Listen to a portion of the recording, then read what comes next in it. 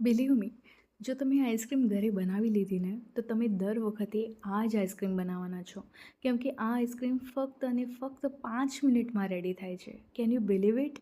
તો સૌથી પહેલાં તો આપણે મખાના લઈ લીધા છે, જે એકદમ હેલ્ધીએસ્ટ થિંગ છે. એની સાથે આપણે કાજુ લીધા છે, બદામ લીધી છે. ક્વોન્ટિટી તમે તમારા હિસાબથી ઓછી વધારે કરી શકશો. અખરોટ લઈ લીધી છે અને બહુ બધા મેં ખજૂર લઈ લીધા છે.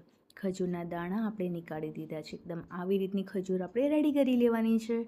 હવે આ બધું આપણે મિક્સ કરી લીધું. હવે એકને કેડબરી યા તો ડાર્ક ચોકલેટ તમે એડ કરી શકો છો.